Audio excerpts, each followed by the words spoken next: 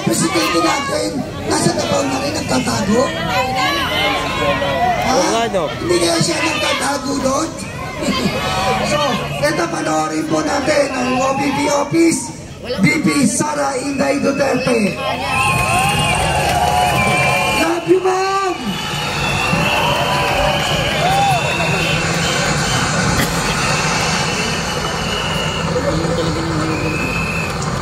Ikaw yung idol ko eh.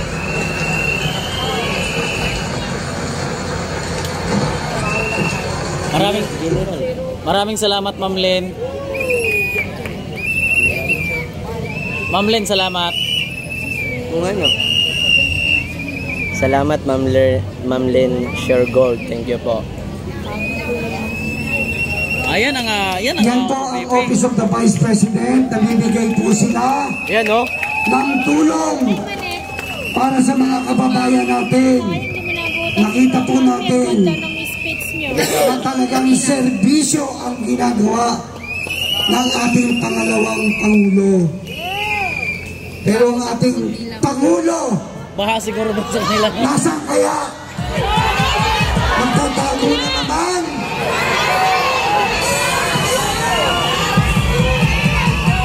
Pagkatapos ng Karina, ngayon ending, wala na naman.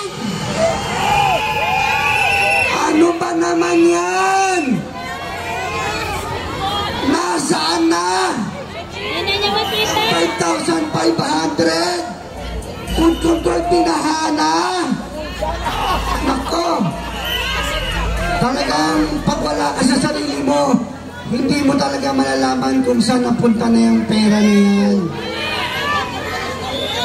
Panoorin niyo po ang mga baha. Yan po ang pera. Naging tubig. Yun! Kaya po sumobrang dami ng tubig dahil sa pera na yan. Isko. Lord, bless us!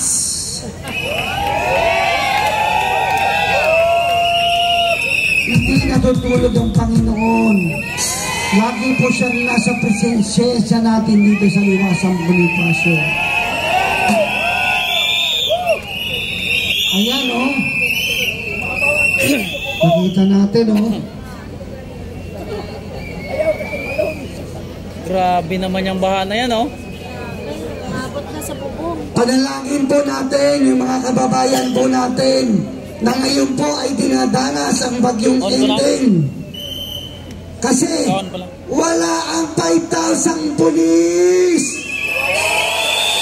Mga nangingitlog sa Davao. Imbis na tumulong, nasa na kayo? Mamaya po, panoorin po natin ulit ang mensahe ni VP Sara pagkatapos po nito. Dahil nakita po natin kung paano po nagmamahal ang ating VP Sara Inday Duterte. Ang sinabi niya, kailangan natin ay magserbisyo muna, hindi mamulitika.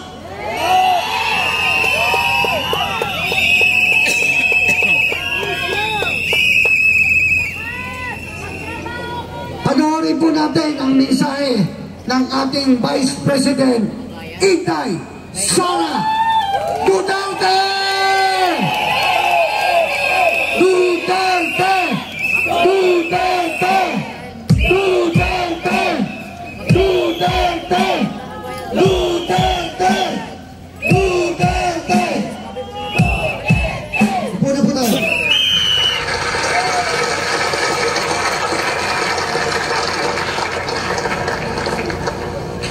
Unahin ko po muna ang aking mga pagpapasalamat. Una po, ang aking pagpapasalamat sa Kingdom of Jesus Christ, sa inyong paanyaya sa akin na dumalo sa inyong 39th anniversary. Maraming salamat po sa inyong imbitasyon.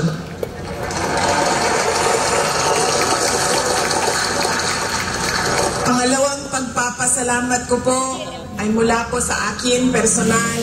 Maraming salamat, Mama Melita. Ko sa tulong ninyo, sa kampanya ninyo, sa suporta ninyo at sa boto ninyo para sa akin nung nakalaang salamat po, Ma'am Melita. 2022. Ang susunod na pagpasalamat ay mula sa akin pa din, personal din sa akin ang pagpapasalamat sa inyong lahat sa suporta ninyo sa aking trabaho noon sa Department of Education at patuloy na suporta ninyo sa aking opisina, ang Office of the Vice President.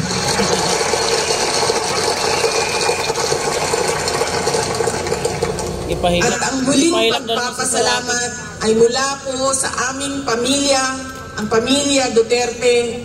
Napakalaki ng utang na loob namin sa inyong lahat, mga kababayan, sa pagkakataon na ibinibigay ninyo sa amin na makapaglingkod sa ating minamahal na Pilipinas. Maraming salamat po.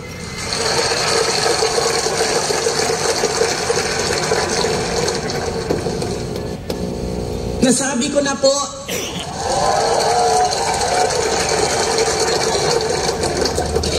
unahin ko po muna ang mga naririnig ko at narinig ko rin na nasabi ng miyembro ng Kingdom of Jesus Christ na sala mangunitanan ni Inday Sara, nidagan pa siya presidente, dili ta magkalisod-lisod ani ako nasa.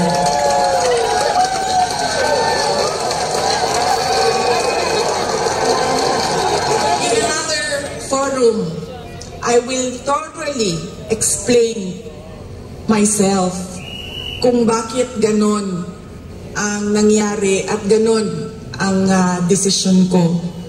Pero sa ngayon, hinihingi ko lang ang patawad ninyo na nagkamali ako.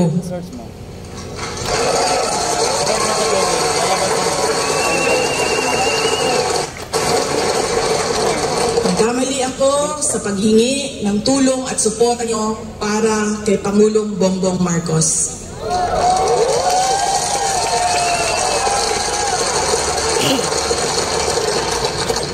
I was on the mistaken belief that we were together on the platform of unity and continuity. Nagkamali ako. Kaya hinihingi ko ang patawad ninyo.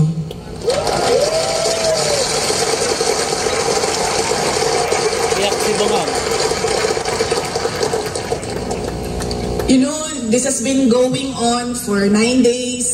Ang assault sa inyong Kingdom Nation. At I could not come earlier dahil meron ding atake sa opisina ng pangalawang Pangulo. At hindi ko maiwanan ang aking mga kasamahan doon sa Office of the Vice President. But always remember na wala man ako lagi sa mga masasayang araw ninyo, pero nandito ako lagi sa inyong kalungkutan. I will always be with you in your darkness.